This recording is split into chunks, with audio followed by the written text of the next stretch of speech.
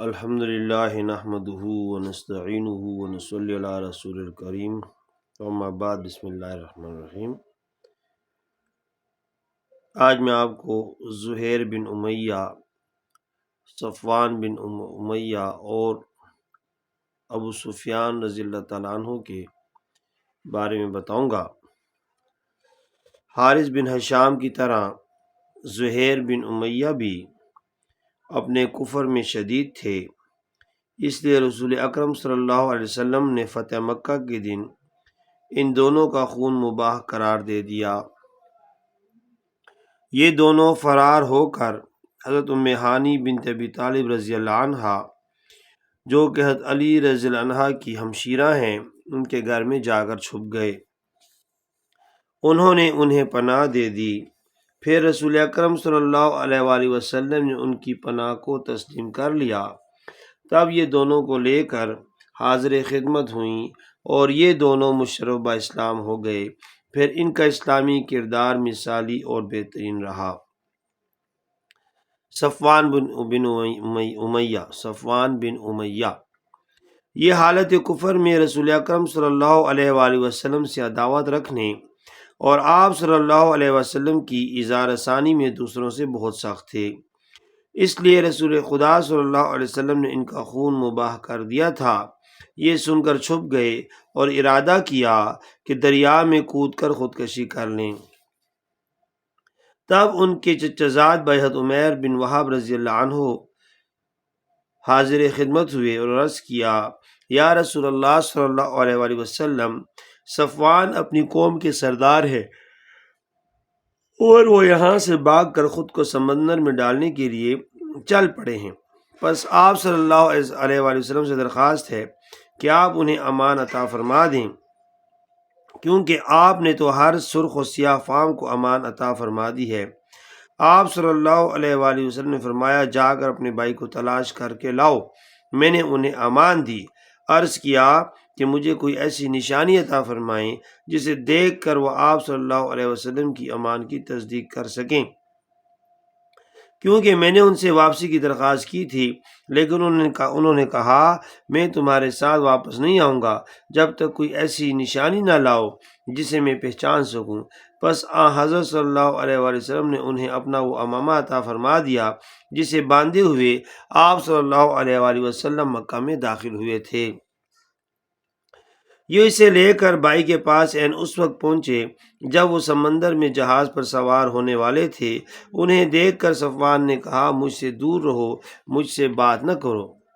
انہوں نے کہا، اے صفوان، تم پر میرے والدین فدا ہوں، میں اس ہستی کے پاس سے تمہارے پاس آیا ہوں جو تمام بنی نوع بشر میں افضل، سب سے زیادہ حسن سلوک کرنے والی، سب سے زیادہ نرم دل اور سب سے بہتر ہستی ہے، اور وہ تمہارے چچزاد برادر بھی ہیں۔ ان کی عزت تمہاری عزت، ان کا شرف تمہارا، اور ان کی حکومت خود تمہاری حکومت ہے۔ کہا، مجھے ان سے اپنی جان کا خطرہ ہے۔ انہوں نے کہا، وہ اس سے کہیں زیادہ درگزر اور مہربانی فرمانے والے ہیں۔ یہ کہہ کر انہیں وہ امامہ مبارک دکھایا جسے وہ لے کر آئے تھے۔ بس وہ ان کے ساتھ واپس آ گئے اور حاضر خدمت ہو کر عرض کیا، یہ عمیر کہتے ہیں کہ آپ صلی اللہ علیہ وآلہ وسلم نے مجھے امان بخشی ہے۔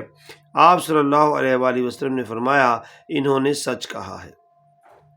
عرض کیا، مجھے اپنے معاملے میں رائے قائم کرنے کے لیے 2 ماہ کی مہلت عطا فرما دیں۔ آپ صلی اللہ علیہ وآلہ وسلم نے فرمایا، تمہیں 4 ماہ کی مہلت دی جاتی ہے۔ جب رسول اللہ صلی اللہ علیہ وسلم نے جنگ حوازن پر جانے کا ارادہ فرمایا تو صفوان سے 40 درہم بطور قرض طلب کیے، نیز ان کے پاس جتنی زریں تھیں وہ طلب فرمائیں۔ انہوں نے کہا، اے محمد صلی اللہ علیہ وسلم، کیا مجھ سے یہ سب زبردستی وصول کیا جا رہا ہے؟ فرمایا، نہیں، بلکہ مستعار طلب کیا جا رہا ہے جو واپس کیا جائے گا یا اس کی ضمانت دی جائے گی۔ پھر جب رسول اللہ صلی اللہ علیہ وسلم نے جنگ حوازن پر روانہ ہوئے تو یہ بھی آپ کے ہمراہ روانہ ہوئے، حالانکہ اس وقت تک شرک پر ہی قائم تھے۔ پھر جب آپ صلی اللہ علیہ وسلم حوازن کے اموال غنیمت حنین میں پہنچ کر مجاہدین میں تقسیم فرما رہے تھے تو انہیں بھی 3 مرتبہ کر کے 100 اونٹ جملہ 300 اونٹ عطا فرمائے۔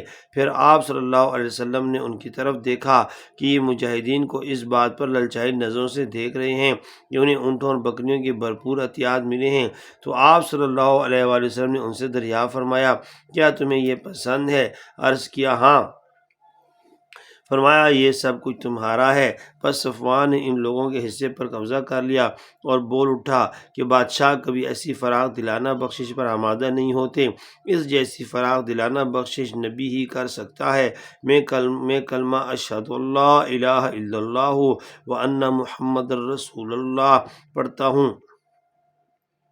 پس وہ اسلام لے آئے اور ان کا اسلام مثالی اور بہترین رہا۔ پھر انہوں نے وہ مدت ترک کر دی جس کی مہلت مانگی تھی۔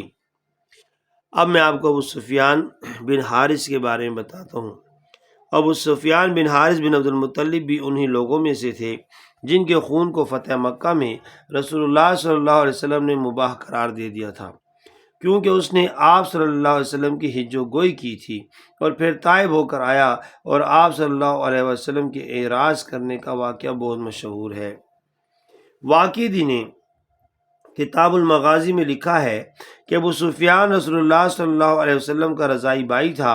حضرت حلیمہ سعدیہ رضی اللہ عنہا نے چند روز اسے بھی دودھ پلایا تھا۔ یہ رسول اللہ صلی اللہ علیہ وآلہ وسلم کا ہم عمر تھا اور آپ صلی اللہ علیہ وسلم سے بہت محبت رکھتا تھا۔ جب آپ صلی اللہ علیہ وسلم کو مبعوث کیا گیا تو آپ صلی اللہ علیہ وسلم سے اس کا عداوت کرنے لگا کہ کسی نے بھی نہ کی ہو۔ یہ شعب ابی طالب میں اقامت گزین نہیں ہوا تھا۔ اس نے رسول اللہ صلی اللہ علیہ وآلہ وسلم اور صحابہ رضوان اللہ عنہم اجمعین کی حج کی تھی۔ پھر اللہ تعالیٰ نے اس کے دل میں اسلام کی محبت ڈال دی۔ ابو سفیان نے کہا، اب میں کس کی محبت اختیار کروں؟ اب اسلام ہر طرف چھا گیا ہے۔ پھر میں اپنی بیوی اور بچوں کے پاس آیا اور کہا، باہر نکلنے کے لیے تیار ہو جاؤ، محمد صلی اللہ علیہ وآلہ وسلم کا لشکر آ گیا ہے۔ انہوں نے کہا، اب وقت آ گیا ہے کہ تم محمد کی مدد کرو۔ سب عرب و عجم نے آپ صلی اللہ علیہ وسلم کی اطاعت قبول کر لی ہے اور تم اس کی دعوت میں بھاگے جا رہے ہو، حالانکہ تم ان کی امداد کے بہت لائق ہو۔ میں نے اپنے غلام مذکور نامی سے کہا کہ میرے اونٹ اور گھوڑے جلدی سے تیار کرو۔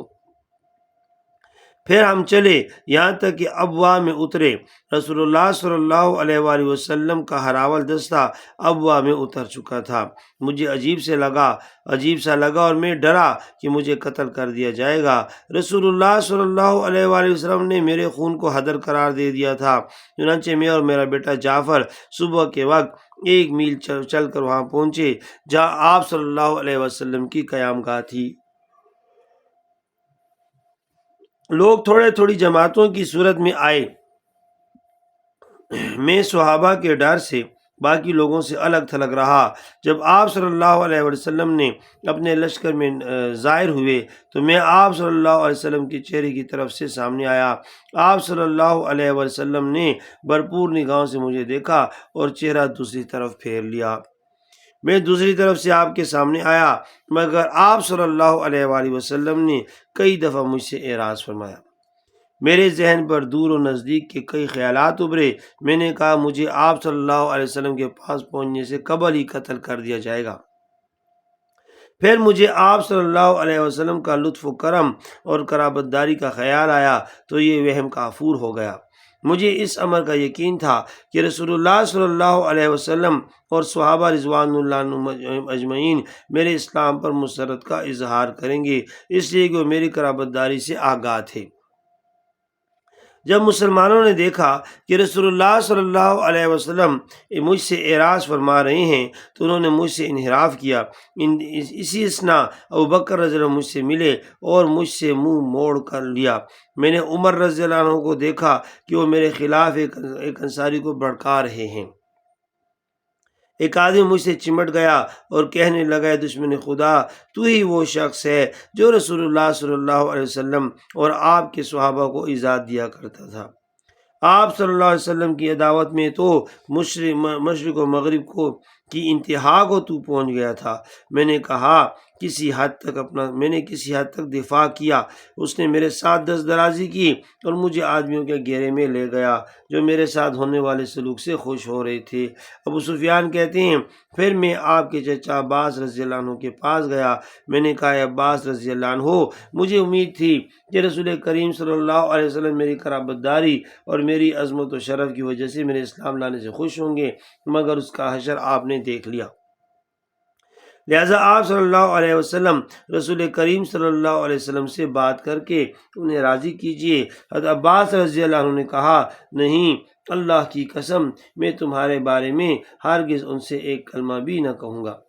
میں نے جو کچھ دیکھنا تھا دیکھ لیا، الا یہ کہ مجھے کوئی صورت نظر نہ آئی۔ میں رسول اللہ صلی اللہ علیہ وسلم کو بڑی عظمت کی نگاہ سے دیکھتا ہوں اور آپ صلی اللہ علیہ وسلم سے ڈرتا ہوں۔ میں نے کہا چچا جان، آپ مجھے کس کے سپرد کر رہے ہیں؟ عباس رضی اللہ عنہ نے کہا بس یہی ہے۔ پھر میں نے حضرت علی رضی اللہ عنہ سے مل کر یہی ماجرا بیان کیا، انہوں نے بھی یہی جواب دیا۔ ابو سفیان کہتے ہیں کہ پھر میں نکل کر رسول کریم صلی اللہ علیہ وسلم کی جائے قیام کے پاس بیٹھ گیا، یہاں تک کہ آپ صلی اللہ علیہ وسلم جوفہ جانے لگے۔ آپ اور مسلمانوں میں سے کوئی بھی میرے ساتھ بات نہیں کرتا تھا۔ پھر میں آپ صلی اللہ علیہ وسلم جہاں پڑاؤ کرتے میں اس کے دروازے پر بیٹھ جاتا۔ میرے ساتھ میرا بیٹا جعفر کھڑا تھا۔ جو ہی آپ صلی اللہ علیہ وسلم مجھے دیکھتے تو منہ موڑ لیتے، یہاں تک کہ میں آپ صلی اللہ علیہ وسلم کے ساتھ فتح مکہ کے موقع پر حاضر ہوا۔ میں آپ صلی اللہ علیہ وسلم کے لشکر میں موجود تھا، حتیٰ کہ آپ اذاخر نامی جگہ سے اتر کر وادی ابطح میں پہنچے۔ پھر آپ صلی اللہ علیہ وسلم نے مجھے ایسی نگاہ سے دیکھا جو پہلے سے بہت نرم تھی، جس سے مجھے امید ہوئی کہ آپ صلی اللہ علیہ وسلم مسکرائیں گے۔ بنو عبد المطلب کی خواتین آپ صلی اللہ علیہ وسلم کے یہاں آئیں، ان میں سے میری بیوی بھی تھی۔ اس نے رسول کریم صلی اللہ علیہ وسلم کے ساتھ بات چیت کر کے ان کو میرے بارے میں نرم کیا۔ پھر آپ صلی اللہ علیہ وسلم مسجد کی طرف گئے اور میں آپ صلی اللہ علیہ وسلم کے آگے آگے تھا اور کسی حالت میں آپ سے جدا نہیں ہوتا تھا۔ پھر آپ صلی اللہ علیہ وسلم حوازن قبیلے کی طرف گئے تو میں بھی آپ کے ساتھ گیا۔ پھر حوازن کا واقعہ ذکر کیا جو کہ مشہور ہے۔ واقدی رحمۃ اللہ علیہ کہتے ہیں کہ میں نے ابو سفیان کے اسلام لانے کا واقعہ ایک اور طریقے سے بھی سنا ہے۔ ابو سفیان کہتے ہیں کہ میں رسول کریم صلی اللہ علیہ وسلم سے سنیۃ العقاب میں ملا۔ آگے اسی طرح ذکر ہے جس طرح ابن اسحاق نے بیان کیا ہے۔ ابن اسحاق کہتے ہیں کہ ابو سفیان بن حارث اور عبداللہ بن امیہ بن مغیرہ رسول کریم صلی اللہ علیہ وسلم سے سنیۃ العقاب میں مکہ اور مدینہ کے درمیان ملے اور داخل ہونے کی اجازت مانگی۔ حضرت ام سلمہ رضی اللہ عنہا نے دونوں کے بارے میں گفتگو کی۔ انہوں نے کہا یا رسول اللہ، ابو سفیان آپ صلی اللہ علیہ وسلم کے چچا اور پھوپھی کا بیٹا اور آپ صلی اللہ علیہ وسلم کا خسر ہے۔ آپ صلی اللہ علیہ وسلم نے فرمایا مجھے ان دونوں کی ضرورت نہیں، میرے چچا زاد نے تو میری بے عزتی کی، باقی رہا میرا پھوپھی زاد اور خسر تو اس نے مجھے مکہ میں کہا جو کچھ کہا۔ جب دونوں تک یہ خبر پہنچی اور ابو سفیان کے ہمراہ اس کا بیٹا بھی تھا، اس نے کہا بخدا یا رسول اللہ صلی اللہ علیہ وسلم مجھے اجازت دیں گے یا میں اپنے بیٹے کا دامن تھام کر جدھر چاہیں گے چلے جائیں گے، یہاں تک کہ ہم بھوک پیاس سے مر جائیں۔ جب رسول کریم صلی اللہ علیہ وآلہ وسلم کو یہ اطلاع ملی تو دونوں کے لیے آپ صلی اللہ علیہ وسلم کا دل نرم ہو گیا۔ دونوں آپ کی خدمت میں حاضر ہوئے اور ابو سفیان نے اپنے اسلام لانے اور سابقہ خطاؤں سے معذرت پر مبنی اشعار آپ صلی اللہ علیہ وسلم کو سنائے۔ واقعی ہی کی روایت ہے کہ دونوں نے رسول اللہ صلی اللہ علیہ وسلم کی خدمت میں حاضر ہونے کی اجازت چاہی، مگر آپ نے شرف بازیابی بخشنے سے انکار کیا۔ آپ صلی اللہ علیہ وسلم کی بیوی ام سلمہ رضی اللہ عنہا نے کہا یا رسول اللہ، ابو سفیان آپ کا خسر چچا زاد، پھوپھی زاد اور رضائی بھائی ہے، اللہ تعالیٰ ان دونوں کو مسلمان کر کے آپ کے پاس لایا ہے۔ آپ اسے فیوز و برکات سے محروم نہ رکھیں۔ رسول اللہ صلی اللہ علیہ وسلم نے فرمایا مجھے ان دونوں کی ضرورت نہیں۔ جہاں تک میرے بھائی کا تعلق ہے اس نے تو مجھے مکہ میں کہا جو کچھ کہا، اس نے کہا تھا کہ وہ مجھ پر ایمان نہیں لائے گا یہاں تک کہ میں آسمان پر چڑھ جاؤں۔ اور ام سلمہ رضی اللہ عنہ نے کہا یا رسول اللہ وہ آپ صلی اللہ علیہ وسلم کی قوم کا ایک فرد ہے، آپ صلی اللہ علیہ وسلم تمام قریش سے بولتے ہیں اور اس کے بارے میں قرآن نازل ہو چکا ہے۔ آپ نے ایسے لوگوں کو بھی معاف کر دیا ہے جو اس سے بڑے مجرم تھے۔ ابو سفیان آپ صلی اللہ علیہ وسلم کا چچا زاد ہے اور آپ صلی اللہ علیہ وسلم کا اس کے ساتھ قریبی رشتہ ہے۔ آپ صلی اللہ علیہ وسلم ان کے ساتھ معاف کرنے کے بہت حقدار ہیں۔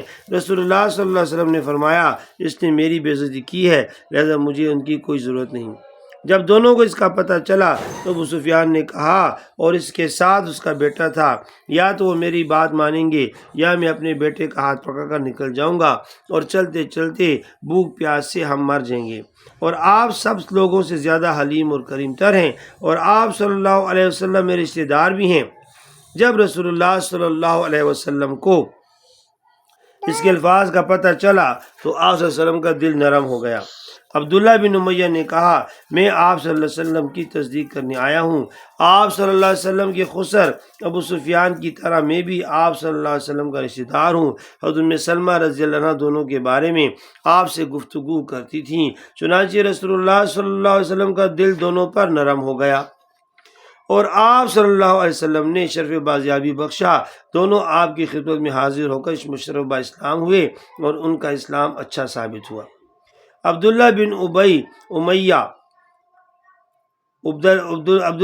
ابی امیہ طائف میں مقتول ہوئے تو ابو سفیان نے مدینے میں خلافت فاروقی میں وفات پائی اور کسی ضمن میں اس پر کوئی عیب گیری نہ کی گئی۔